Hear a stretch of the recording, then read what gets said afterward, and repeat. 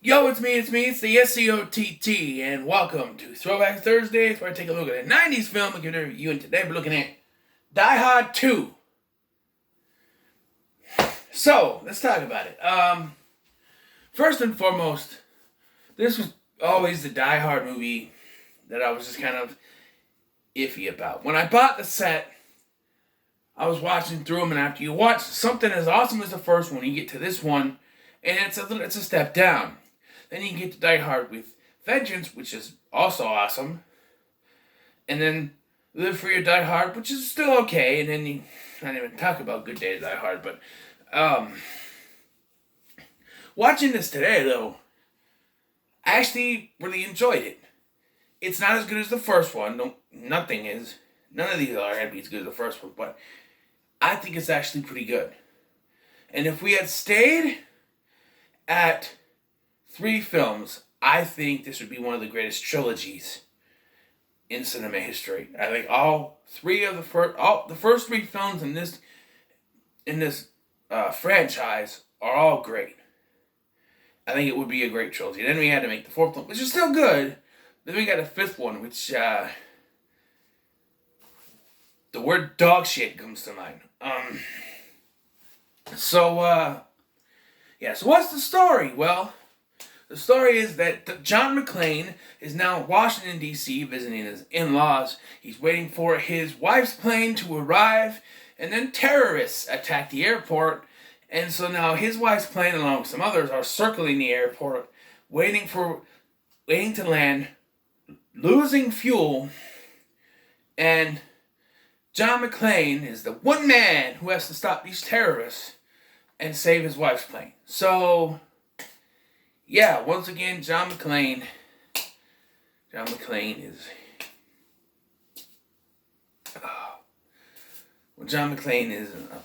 There's a lot of things that are beat for beat the first film, you know. People come in, take over a place. John McClane is left somewhere else in this building because no one will listen to him. You know, he can't get to no one. People don't listen to him. Cops won't listen to him. There's only one person who does believe him, but there's 2 in this one, actually. The janitor and one of the guys from the thing that believe him. And then there's a sort of twist. The first one, there was that, they weren't trying to get hostage money. They actually wanted to get all this valuable stuff in the basement. This one, there's another twist in here that makes sense, but doesn't make sense why they had to do this whole show. I don't know. And, of course, John McClane saves the day. There are differences, though. And the first big difference is the villain.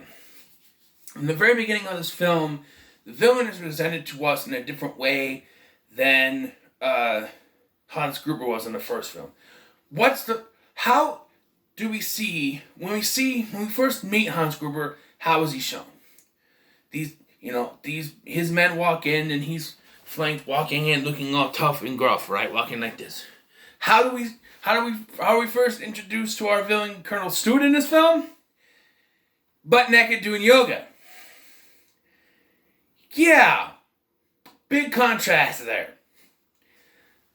We had such a powerful entrance from Hans Gruber, and then we got butt naked yoga from Colonel Stewart.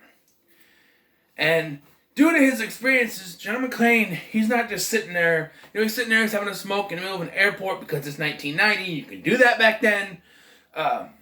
And he starts to notice something's not right. These 3 guys, they have these Christmas presents. Yes, it's another Christmas movie. And he knows something's not right, so he follows them, brandishing his now LAPD badge, and trying to show them that going after them. But then airport security comes. He tells someone to go get airport security. When they come, putting a gun at him. He goes, "Not me. I'm the good guy. Those are the bad guys." And then he's like, "Where's your badge?" And he's like, he dropped it when he was fighting. He's like, "On its way to Cleveland." And so this starts.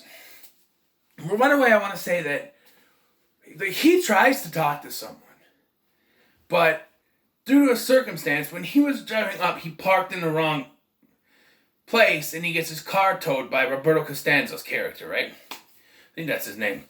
And so when he goes to talk to the police there that something's going on, it's that cop. So he doesn't tell them because he knows the guy probably won't believe him. So he handles it himself. That's just a cheap way for McClane to handle it himself. And then you got Dennis Franz playing a character of a no-nonsense cop, airport security cop, whatever, who doesn't believe anything McClane says because that's what his character's supposed to do. Despite the fact that the head of the airport guy wants McClane there, can't really do anything about it, I guess. Yeah. But he does get help. There's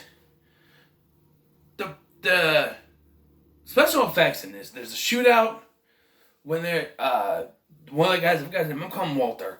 When Walter is going to he's going to one of the new airport things. Colonel Stewart and his men, they've anticipated this. So they're waiting for him dressed as painters. And they shoot at him, but Walter gets away and McClane saves his life. And they get back. They're waiting for him. They're not going to be able to do that. Every single time they come up with a plan, something is turned against him. Even when they call the army, right? All of a sudden, we get this twist. And it's kind of telegraphed from the beginning. Because you meet this army guys, the leader is played by John Amos.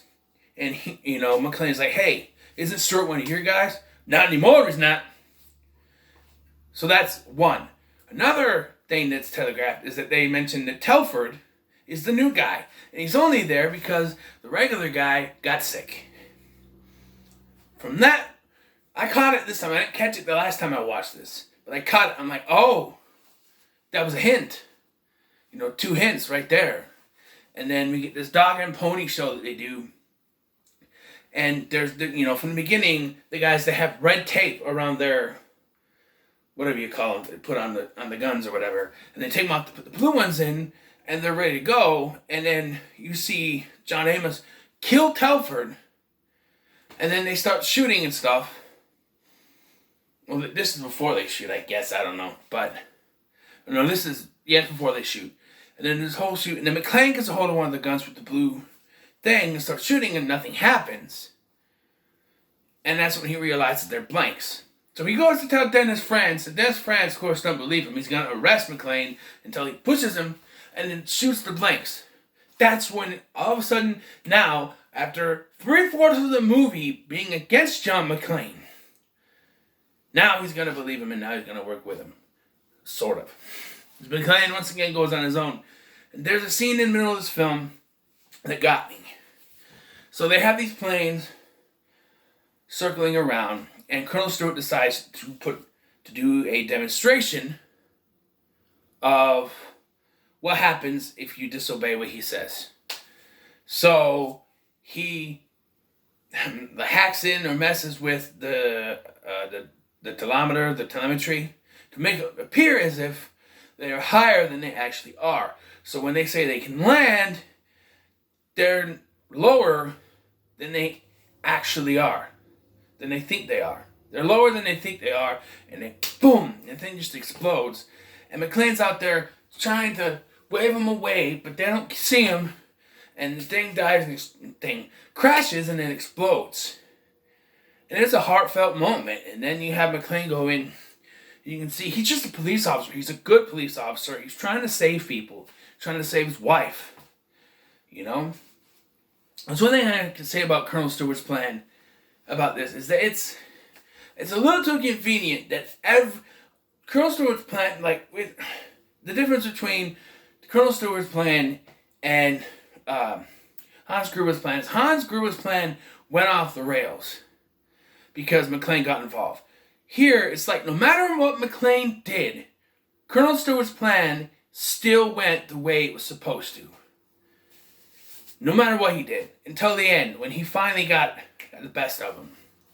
And he sets he's on the plane that's supposed to take off. This whole thing is about this General Esperanza that they want to pick up.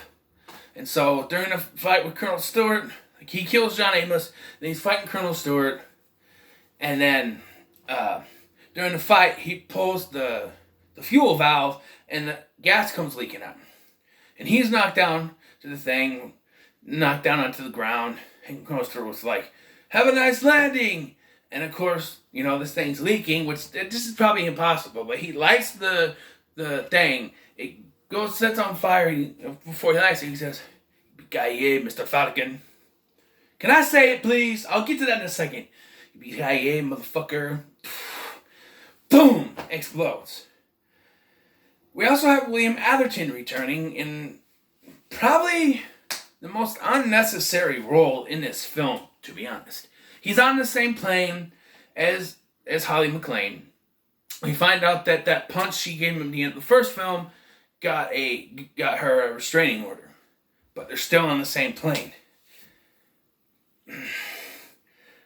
Wouldn't they have seen each other in the line? I know he's supposed to be in first class, but he got bumped back. And then the flight attendants, because they didn't like one of his documentaries that he did about flight attendants, that they just hate on him. And he ends up getting tased at the end anyway. But he's really just doing the same thing he did in the first film, trying to get a story, not caring about anyone else's feelings. You think he would have learned. And my question is, why does William Atherton keep taking these roles? He wouldn't reprise the role of Peck in Ghostbusters 2 because he was so hated and he was sick of being called dickless. But he'll reprise the role of a character that is very much the same character, a very hated character, and he'll reprise that role in a sequel. But he won't play Peck again, which probably could have made Ghostbusters 2 a little bit better, because nothing against Kurt Fuller, I don't like Diet Peck.